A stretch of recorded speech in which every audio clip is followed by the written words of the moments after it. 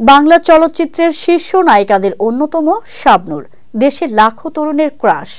এই নায়িকা আবার জানালেন নিজের ক্রাশদের নাম।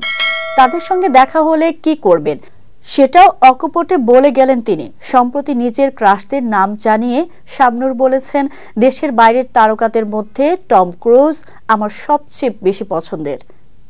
সম্প্রতি নিজের ক্রাশদের নাম জানিয়ে শাবনূর বলেছেন, দেশের বাইরের তারকাদের মধ্যে টম ক্রুজ আমার সবচেয়ে বেশি পছন্দের। লিওনার্দো ডিক্যাপ্রিও আছেন সেই পছন্দের তালিকায়। তারা যে আমার ক্রাশ এটা আমার পরিবারের সবাই জানে, এমনকি আমার স্কুল পড়ুয়া ছেলেও এটা জানে।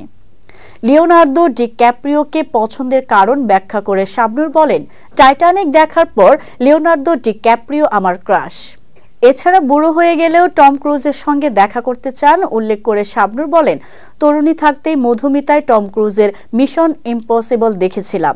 এ সিনেমা দেখেই টম ক্রুজের প্রেমে পড়ে যায়। বুড়ো হয়ে গেলেও একবার টম ক্রুজের সঙ্গে দেখা করতে চাই। আমার ছেলেও বলছে সে বড় হলে আমাকে আমেরিকা নিয়ে যাবে, টম ক্রুজের সঙ্গে দেখা করিয়ে দেবে।